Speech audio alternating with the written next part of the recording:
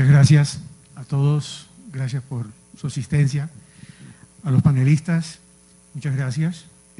Nos acompañan para este panel tres distinguidos profesionales expertos en el tema de protección de los datos personales.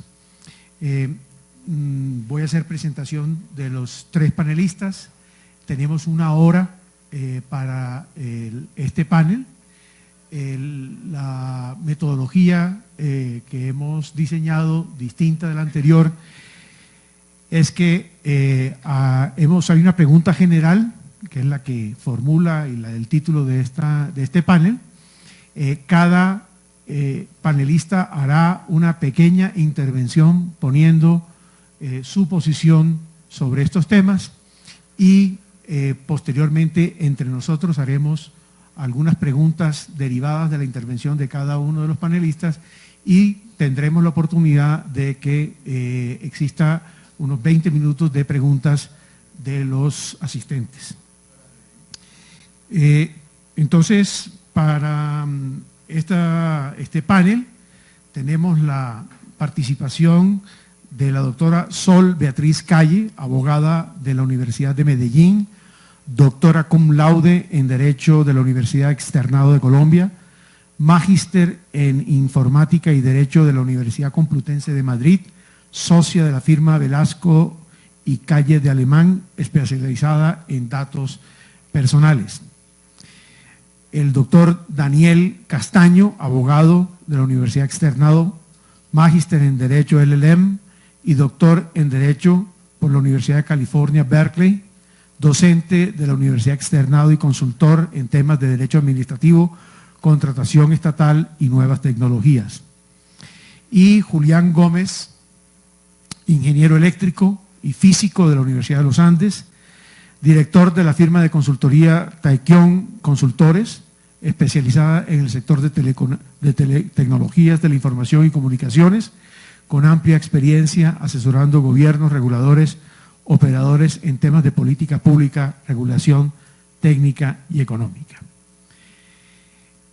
Para este foro, los organizadores proponen un tema de mucha actualidad y es la protección de datos personales. Estamos en el mundo de la tecnología, del acceso infinito al Internet. Hoy en día, todo lo que ocurre en el mundo tiene el potencial de estar presente en la red mundial, en el Internet. De igual manera, creo que la legitimidad del sistema Internet se funda en que haya una confiabilidad en el sistema, en toda la red de Internet. La legitimidad conlleva a que haya una protección a los derechos. Si no hay protección a los derechos dentro del mundo de Internet, puede que la legitimidad misma de todo el sistema Internet se cuestione. Y de hecho se ha cuestionado. Entonces, esta temática, como verán, es de la mayor importancia, de la mayor trascendencia y de la mayor actualidad. Y por eso hemos invitado a estos tres panelistas para que abordemos de distintos ángulos, en el ángulo técnico y en el ángulo jurídico, pero siempre mirando la perspectiva de la política pública, estos tres temas. Entonces, con esta breve introducción, voy a darle primero la palabra al ingeniero Julián Gómez, que ha venido estudiando y trabajando mucho el tema de este entorno digital y los retos que ese entorno digital nos genera. Muchas gracias. Muchas gracias, Felipe. Bueno, pues muy buenas tardes. Los datos están permitiendo una enorme creación de valor en la economía y hay que partir de ahí. La revista The Economist, en la edición del 6 de mayo del 2017, dijo que el recurso más valioso del mundo ya no es el petróleo, sino que son los datos. Si ustedes miran las 10 compañías más valiosas del mundo, dentro de esas 10 compañías hay 7 cuyo negocio está fundamentado en los datos. Amazon, Microsoft, Alphabet, Apple, Facebook, Tencent y Alibaba son negocios basados en datos. Y esos negocios basados en datos están construidos a partir de la información que la gente le proporciona a las plataformas. De hecho, aquí hay unos mecanismos muy importantes de creación de valor que parten desde la generación de los datos. Los datos son generados por las personas, pero crecientemente los datos también son generados por dispositivos y en el futuro serán generados por el Internet de las cosas. Casi todo se puede conectar a Internet. No sé qué tan útil es o no que mis zapatos se conecten a Internet, pero se podrían conectar en principio. Entonces, si tenemos millones de dispositivos que están enviando información y esa información de alguna manera se puede asociar con las personas, pues de lo que estamos hablando es de un volumen inmenso de datos que va a ser utilizado por alguien con un propósito económico.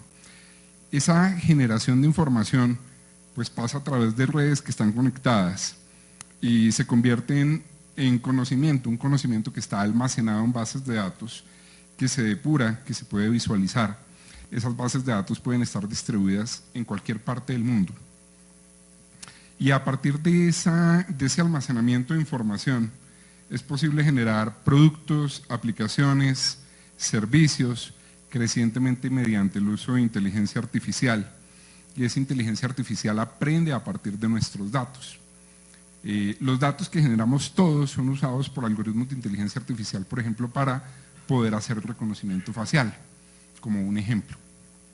Pero en general para cualquier actividad de inteligencia artificial, los mecanismos de aprendizaje que están implícitos en los algoritmos están basados en conductas que fueron primero generadas por seres humanos o en información que es captada por dispositivos.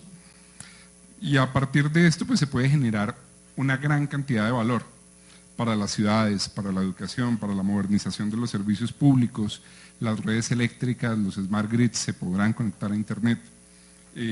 Para los servicios financieros, por supuesto, Felipe mencionaba el blockchain como una tecnología que entre otras tiene aplicación importante en la creación de dinero digital para la salud, para los gobiernos, para el sector privado, y esa es la parte positiva, es decir, estos datos generan crecimiento económico, permiten la creación de grandes empresas, pero por otro lado, ese recurso que es el más valioso del mundo, pues en principio le tiene que pertenecer a los titulares de esa información, a los dueños de los datos, que son las personas. Y ese es, digamos, el centro de lo que se tiene que reconocer en cualquier esquema de protección de datos personales.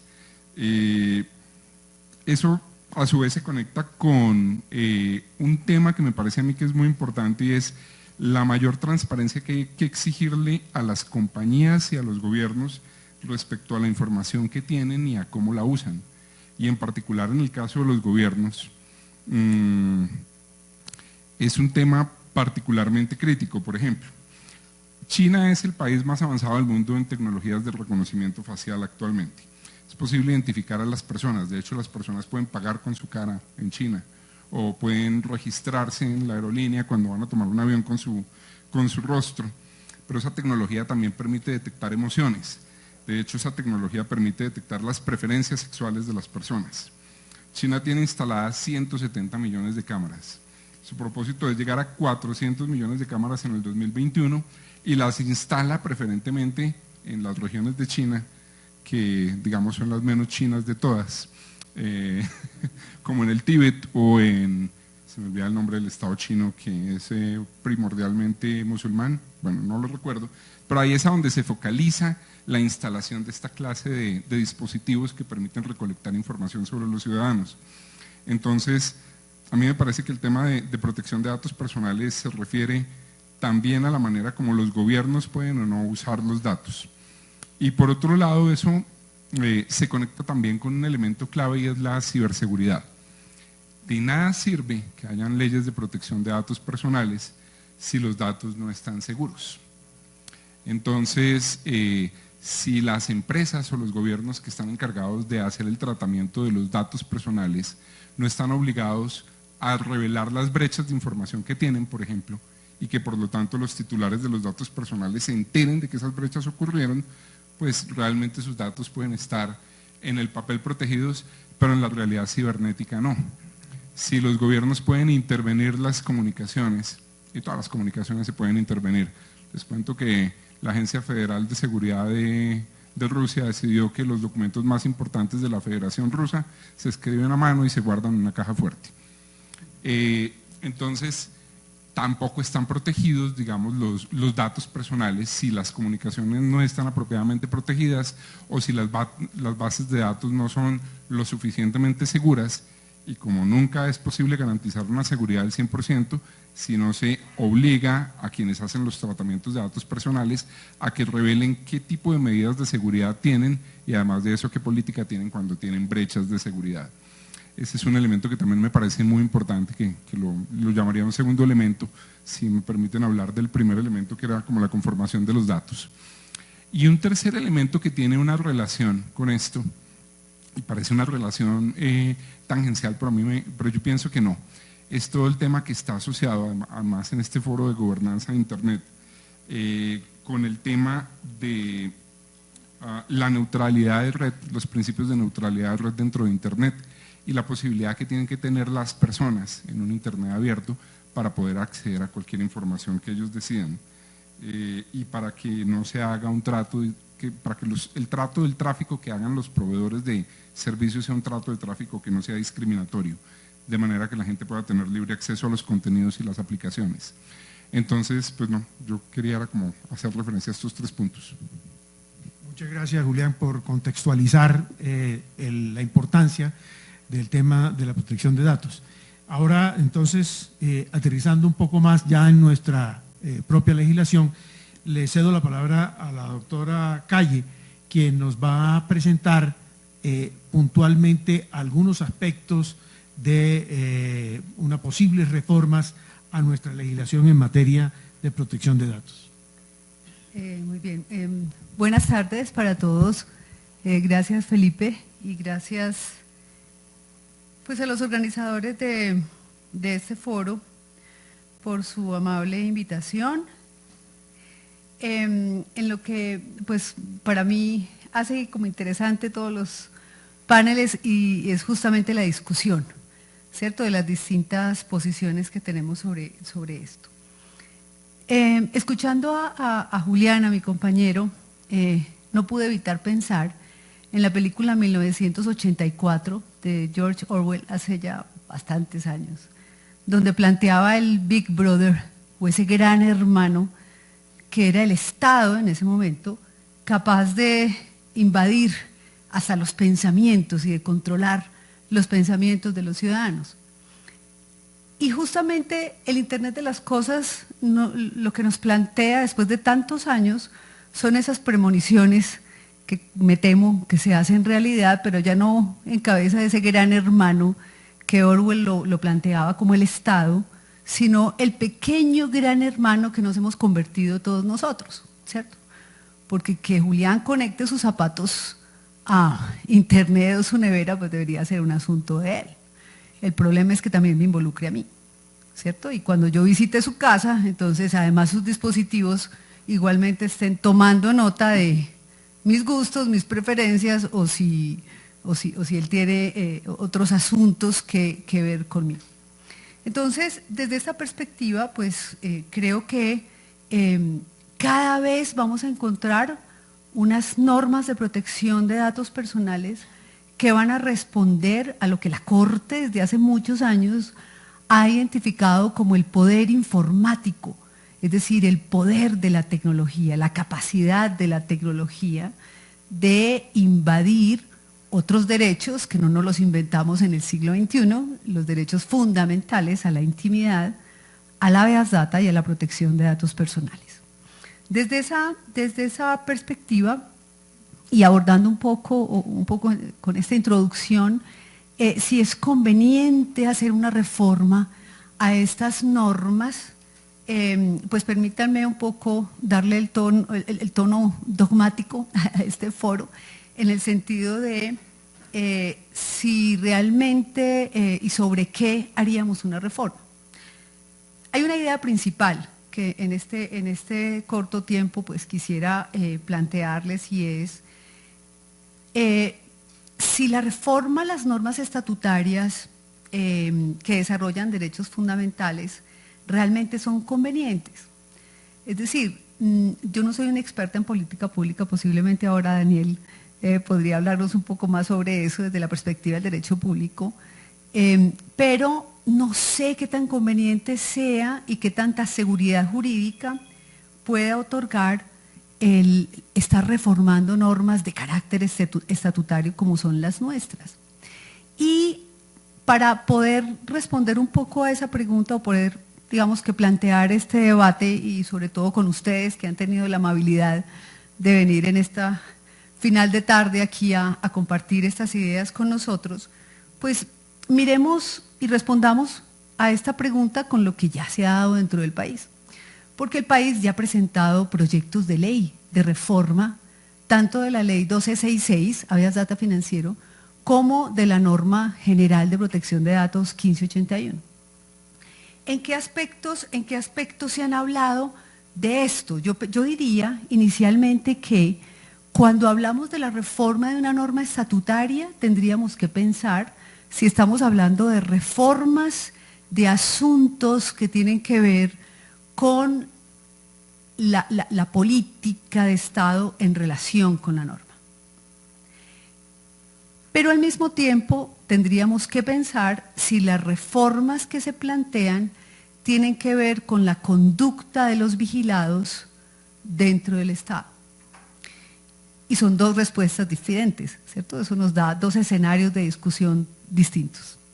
Si nosotros observamos cuáles son los contenidos de estas reformas, las más importantes, a la ley 1581 estaríamos hablando de este proyecto de ley, el 089 se presentó en el año 2017, y habían aspectos de ley que si a mí me preguntan, ¿se requiere una reforma en ese aspecto? Por supuesto, porque nuestra norma no lo tiene.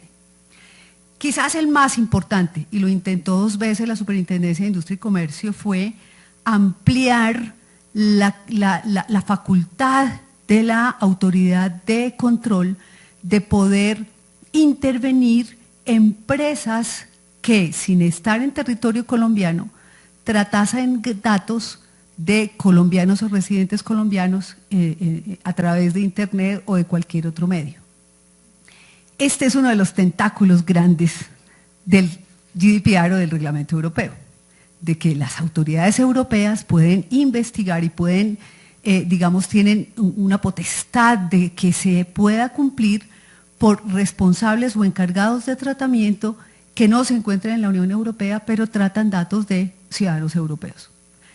Ese es un aspecto que hemos intentado reformar en Colombia. Si alguien dice, bueno, esto necesita una reforma, obviamente sí, porque es un aspecto legal que le da una facultad a la superintendencia, a nuestra autoridad de control, que en efecto no tiene hoy.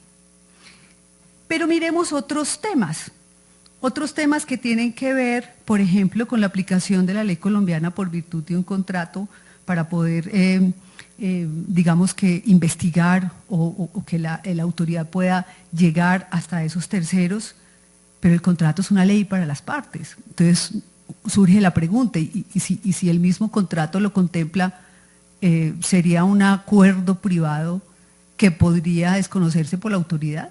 Yo creo que no.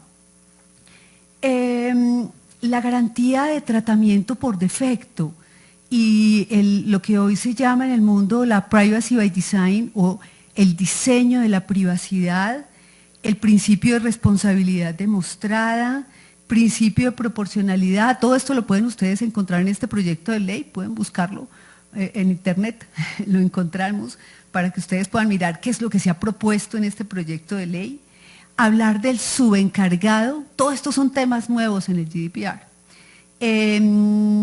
Las medidas proactivas de las empresas, la evaluación de impacto de privacidad en los proyectos, todos son temas nuevos que tiene el reglamento europeo y que ya desde el 2017 se habían propuesto en este proyecto de ley en Colombia.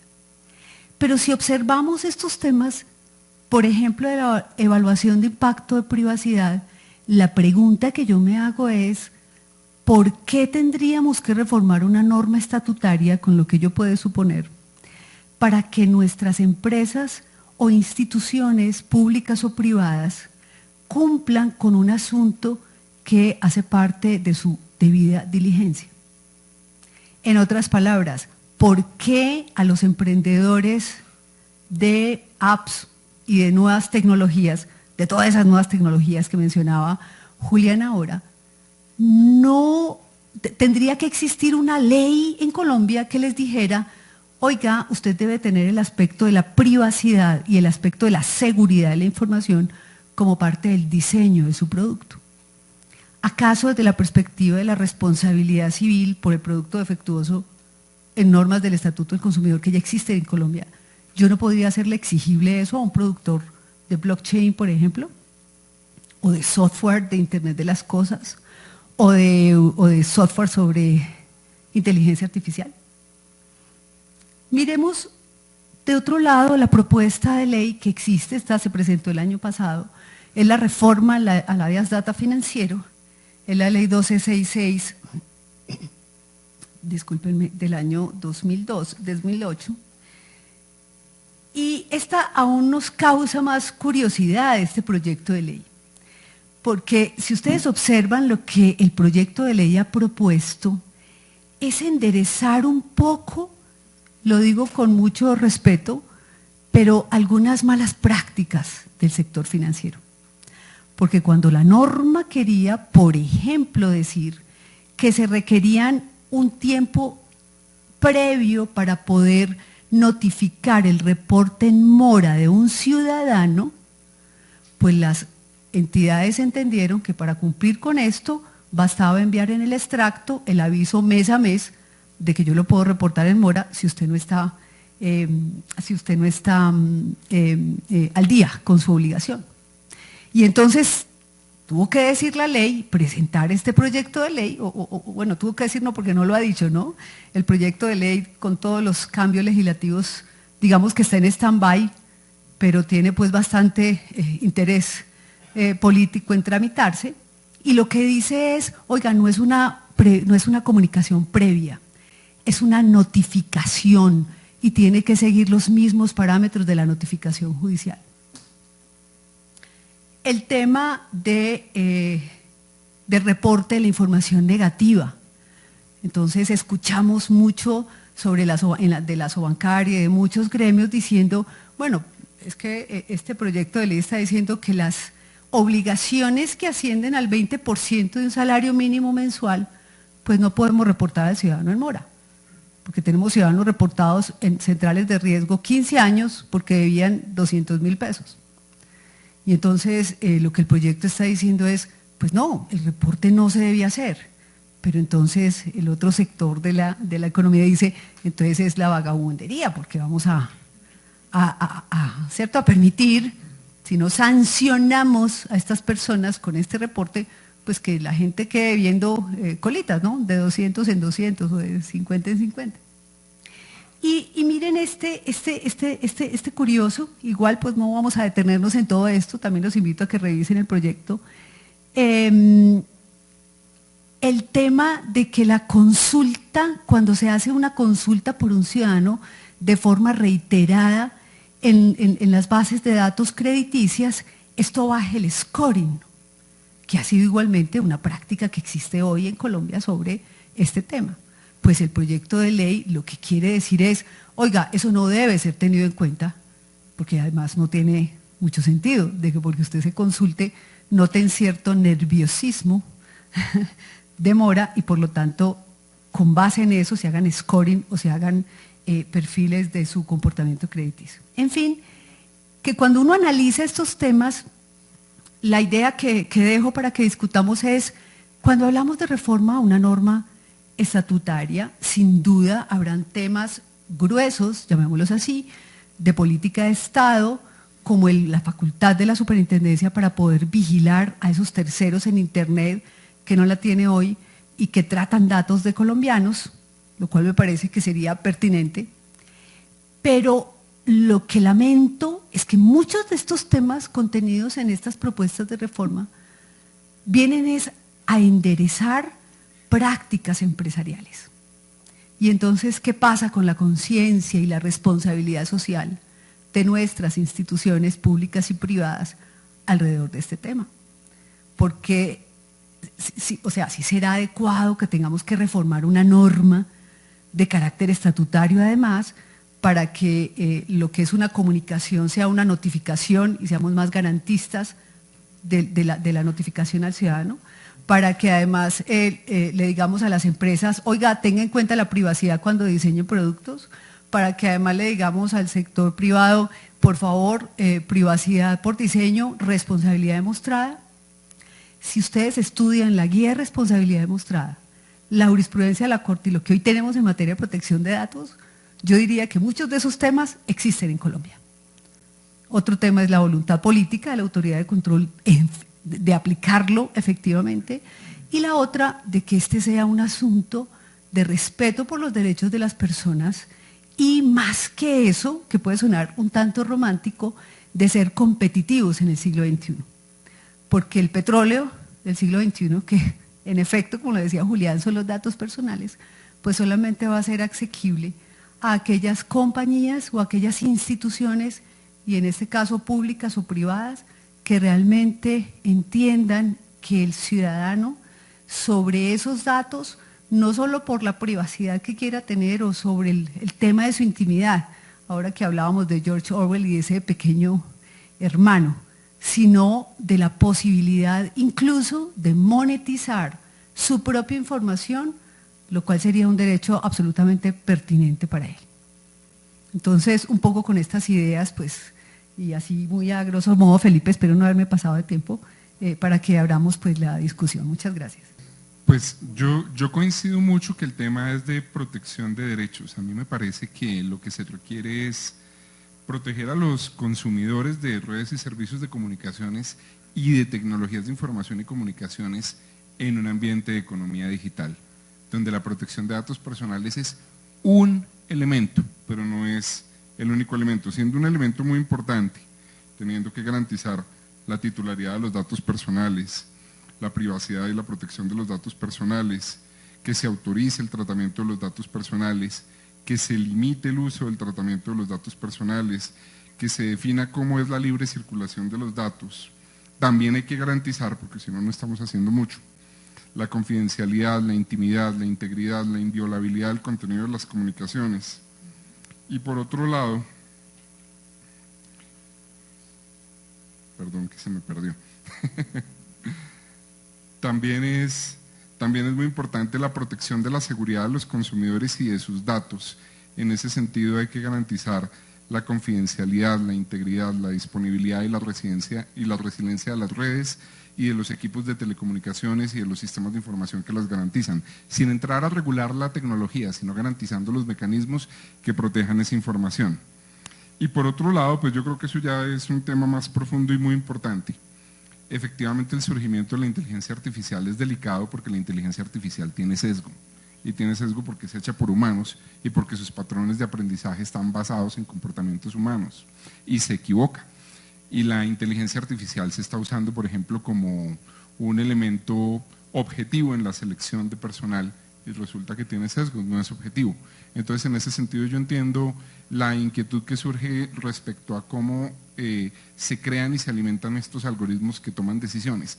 Pero creo que eso es un tema que requiere de mucha más, digamos, de más tiempo para entenderlo mejor, de más conocimiento sobre cómo funciona. Pero en el corto plazo, a mí sí me parece que se requiere de cambios, y por otro lado creo que un principio de extraterritorialidad es muy importante, porque es que el tratamiento de los datos personales en general no se hace en Colombia. Yo les aseguro que de todos los datos personales que ustedes tienen, un porcentaje muy bajo, no sé cuál es, pero yo estaría dispuesto a apostar que es menos del 5%, es un tratamiento hecho en el país, el resto del tratamiento se hace por fuera. Y en ese sentido, pues, podemos hacer todas las leyes que queramos, pero si el tratamiento no se hace aquí, pues no son efectivas. Tiene que estar vinculado es con los datos de la persona, esa persona dónde está, dónde vive en Colombia. Entonces, el tratamiento de los datos de las personas que se refieran a los nacionales colombianos tiene que tener, no sé, ahí se lo dejo a los abogados, algún tipo de jurisdicción, aunque las empresas estén por fuera. Si no, eso lleva a un tema muy complejo, y es al cierre del Internet. Ustedes miran, por ejemplo, políticas como las de la Federación Rusa o de China, que están diciendo, señores, si los datos personales son de mis ciudadanos, el tratamiento usted me lo hace aquí. No lo puede hacer en ningún otro lado del mundo, solamente aquí. Y entre otras cosas es para poder garantizar que tienen control sobre la forma como se tratan.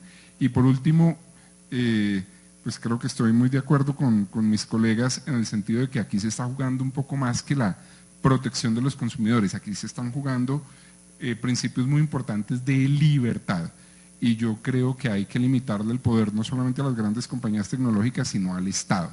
Y yo sí creo que el Estado crecientemente utiliza la tecnología, sobre todo en países que tienen, digamos, un concepto distinto de la libertad que el que hay en Occidente, para controlar lo que hacen los ciudadanos. Lo que está pasando en China con el tema que yo mencionaba hace un momento de la aplicación de la inteligencia artificial para el reconocimiento facial es muy grave, y el hecho de que, por ejemplo, ese tipo de tecnología se la apliquen es sobre todo a los ciudadanos tibetanos y a los uigures, ya me acordé del nombre.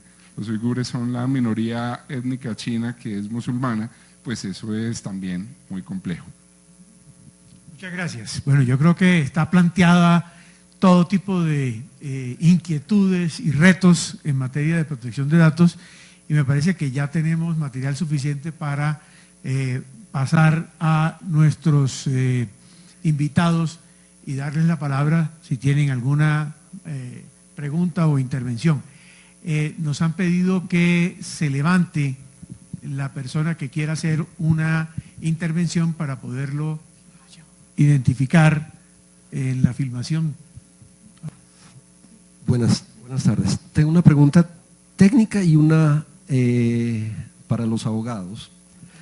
Primero la pregunta técnica, la de los abogados, que me parece un poco más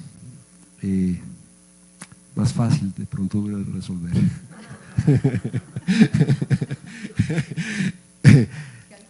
La regulación en otras regiones y países en la protección de datos es contundente y va a, si bien es cierto, puede ser ambigua en muchos términos, pero da las herramientas a las instituciones o a los entes de control o a los organismos que manejan el tema de protección de datos de implementar herramientas efectivas para proteger los derechos de los usuarios y los consumidores de tecnologías de información y comunicaciones, como mencionaba Julián.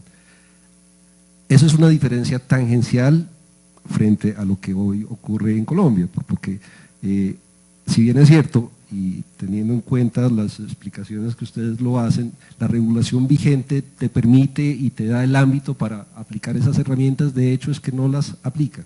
Las entidades de control, SIC y otras entidades del Estado no aplican las herramientas que en principio permite la normatividad para reglamentar y proteger efectivamente a los usuarios. Entonces, ¿cómo, sin cambiar la normatividad, se debería implementar herramientas efectivas para proteger a los usuarios? Y pongo un ejemplo, en Estados Unidos o en la Comunidad Europea o en esquemas de Asia-Pacífico, cuando hay una vulneración de una información que está, bien sea en bases de datos públicas o privadas, la primera acción que toma el que trata los datos es notificar a la entidad nacional de protección de datos y en segunda instancia, en el mismo término de espacio, al propietario del dato, que es el usuario.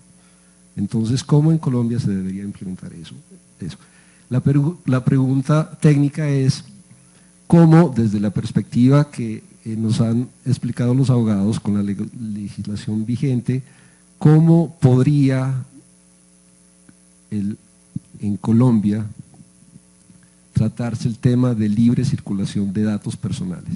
Y si se debería implementar una posibilidad de circulación de datos personales, como lo han visualizado también otras regiones y en otras esferas en el ámbito internacional.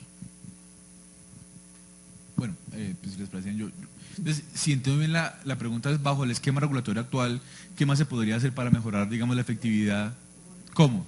Yo creo que hay un tema muy importante del cual poco se habla en Colombia y poco se habla en nuestro derecho, en el derecho público, y es la implementación de la regulación. Entonces, implementar la regulación también es política pública y hacer una coordinación entre los recursos existentes, sean humanos, monetarios, técnicos, etcétera, y los fines o el nivel de cumplimiento que yo quiero tener. Yo creo que aquí se podría promover más, robustecer la orientación regulatoria. Y se podrían promover espacios donde se construya la privacidad como tal. Y tenemos las leyes, Entonces, que la orientación no se quede solamente en memorandos, en circulares, en conceptos, sino, bueno, construyámosla entre todos y a partir de esa construcción, ¿cómo podemos promover buenas prácticas?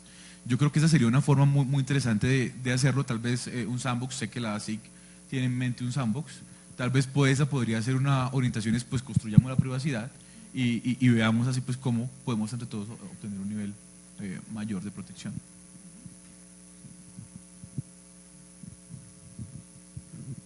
Añado solo algo más a esta respuesta, aunque es legal, y hay que obligar a los que hacen el tratamiento de datos a que si hay una brecha de seguridad le informen a la autoridad competente y a los dueños de los datos.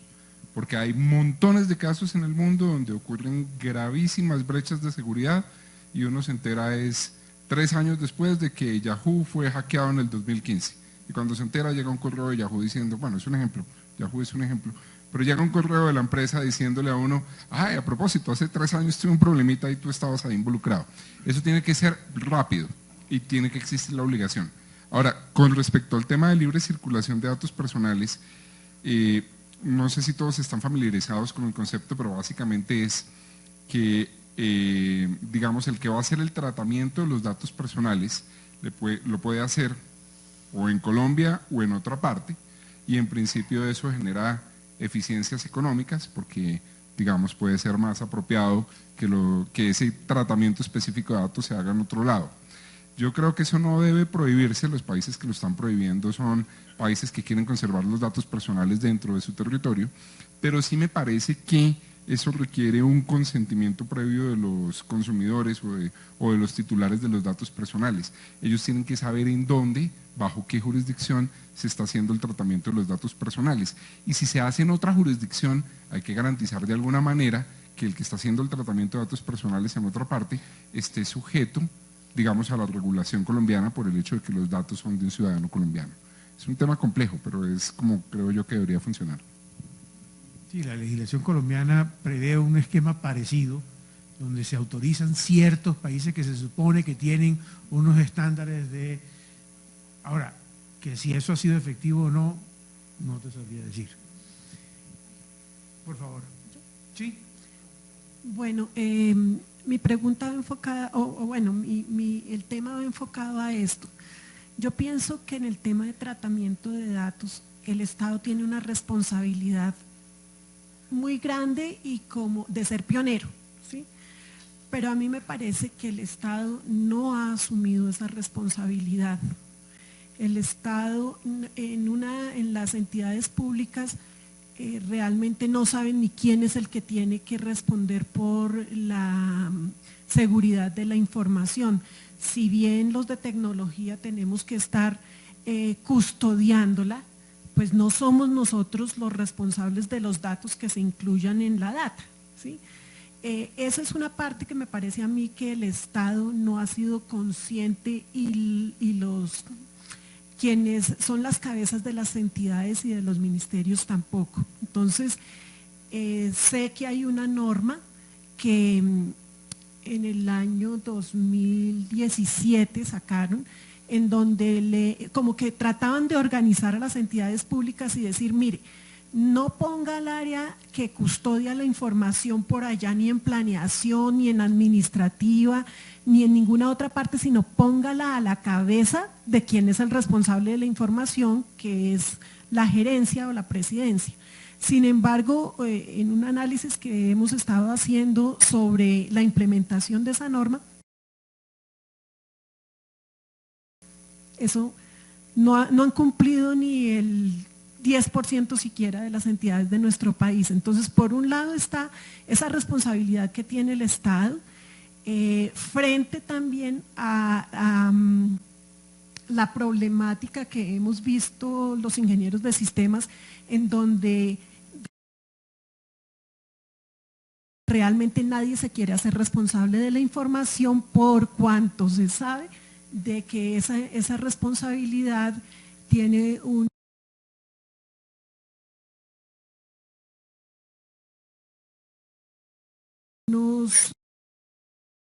impacto muy fuerte a nivel jurídico y penal. Es decir, usted nos está dando una prueba fehaciente del incumplimiento estatal de la protección de los datos de nosotros los ciudadanos. Yo creo, digamos, para recapitular un poco, que el tema institucional está por trabajarse un poco más. Es la impresión que me da. Yo no soy experto, pero oyéndolos a ustedes, tanto los expertos como las experiencias que han contado aquí, a mí me parece que una figura de mayor autonomía, independencia, se requiere. Y de pronto, con las buenas intenciones que puede haber hoy en día con quien hoy administra estos derechos y esta protección, de pronto no es suficiente. A mí me parece que una de las conclusiones que podríamos personalmente dejar es que la reforma que se requiere es más institucional y organizacional de hacer efectiva esa protección que de las normas mismas. No sé ustedes qué coinciden, si coinciden o no. Y que de alguna manera deberíamos trabajar a nivel de pronto internacional para que haya, porque esto solo, un solo país, es un problema global. Bueno, yo creo que si no hay más intervenciones, le doy las gracias a los panelistas, sobre todo por su participación, a todos los asistentes, muchas gracias por su asistencia y participación. Muchas gracias.